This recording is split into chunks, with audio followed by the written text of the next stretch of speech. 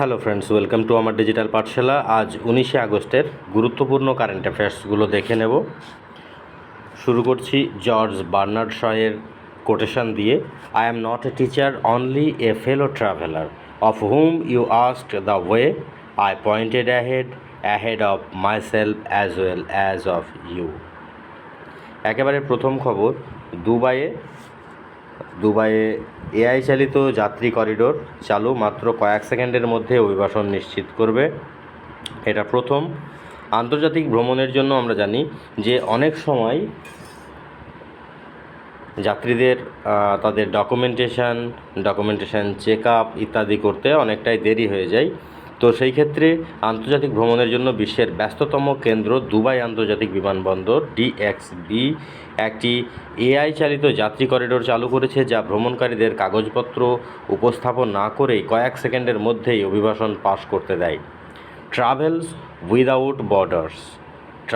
Without বর্ডার্সের উদ্যোগ হিসাবে এই ব্যবস্থাটি স্মার্ট ভ্রমণ প্রযুক্তিতে একটি বড় অগ্রগতির প্রতিনিধিত্ব করে। 2 নম্বর, ইউক্রেন যে যুদ্ধ পরিস্থিতি, সেই ইউক্রেন যুদ্ধ পরিস্থিতিতে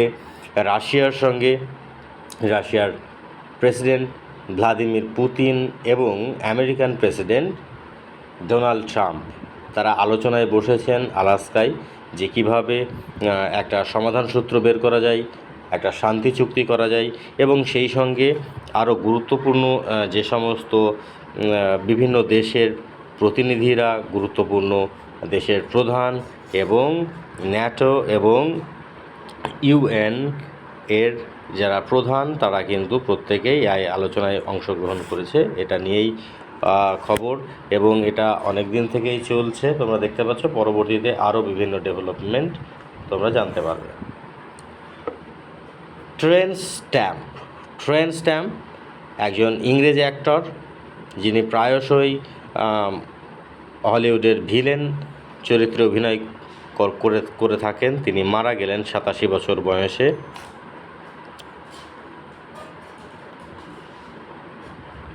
নেক্সট, 2035 সালের মধ্যে ভারতীয় অন্তরিক্ষ স্টেশন তৈরি এবং 2040 সালের মধ্যে ভারতীয় মহাকাশচারীদের চাঁদে পাঠানোর ব্যাপারে সরকার প্রতিশ্রুতিবদ্ধ বলে বিজ্ঞান ও প্রযুক্তি মন্ত্রী ডক্টর জিতেন্দ্র সিং জানিয়েছেন। 2047 সালের মধ্যে বিকশিত ভারতের তকমা অর্জনের আগেই এই লক্ষ্য পূরণ হবে বলে আশা প্রকাশ করেছেন তিনি।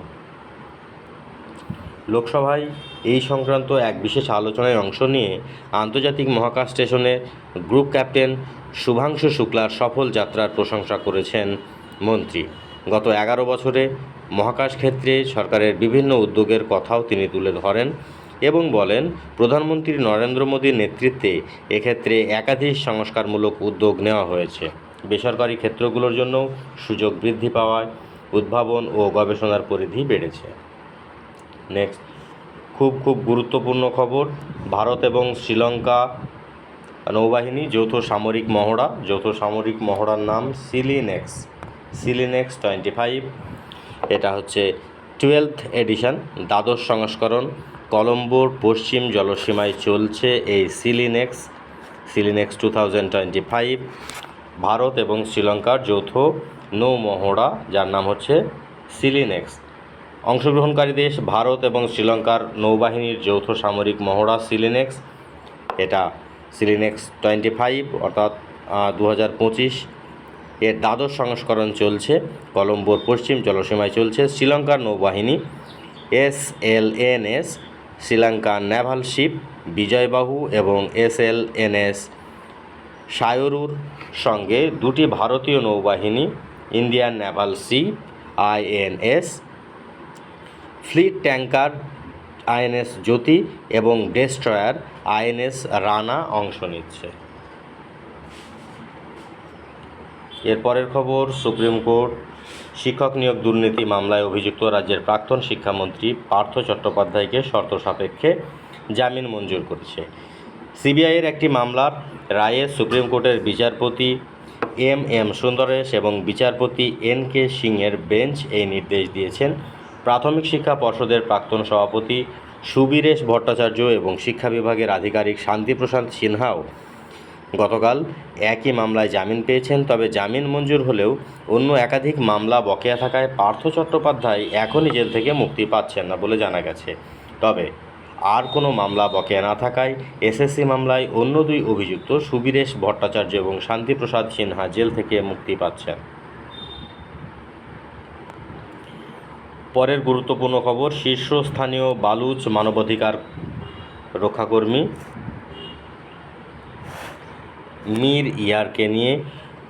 মীর ইয়ার বালুচ তিনি বলেছেন যে মার্কিন যুক্তরাষ্ট্রের রাষ্ট্রপতি ডোনাল্ড ট্রাম্প বালুচিস্তানের $1 ট্রিলিয়ন মূল্যের খনিজ সম্পদ পাকিস্তানের হাতে তুলে দিয়ে শান্তির সাথে জুয়া খেলছেন, যা সন্ত্রাসী দেশটিকে শক্তিশালী করে। মীর জোর দিয়ে বলেন যে পাকিস্তান যদি বালুচিস্তানের $1 ট্রিলিয়ন মূল্যের গুরুত্বপূর্ণ খনিজ এবং বিরল পৃথিবীর সম্পদের উপর অনিয়ন্ত্রিত নিয়ন্ত্রণ অর্জন করে, তাহলে এটি কেবল তার চরমপন্থী উচ্চাকাঙ্ক্ষাকে ত্বরান্বিত করবে। তিনি আরও বলেন যে বালুচিস্তান প্রজাতন্ত্র পাওয়া খনিজ সম্পদ বালুচ জনগণের বৈধ উত্তরাধিকার, পাকিস্তান সরকার বা সেনাবাহিনীর নয়, যারা জোরপূর্বক এই অঞ্চলকে সংযুক্ত করেছে। এর পরের খবর ইউনাইটেড নেশনকে নিয়ে।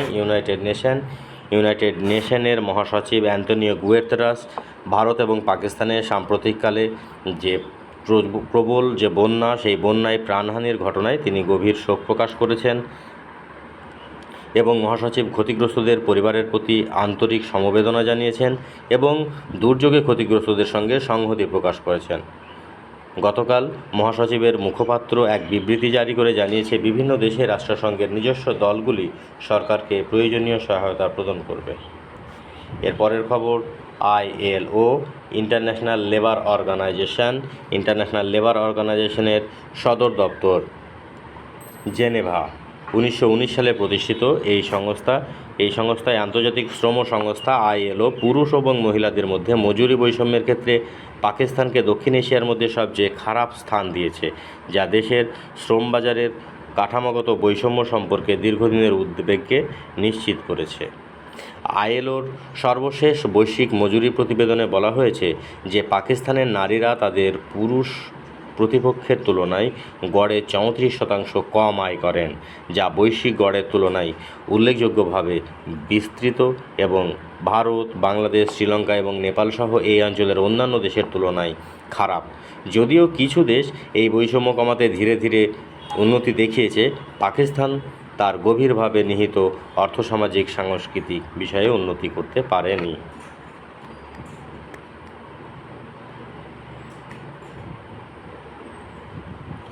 এই ছিল আজকের গুরুত্বপূর্ণ current affairs. Thank you for watching this video. Thank you once again.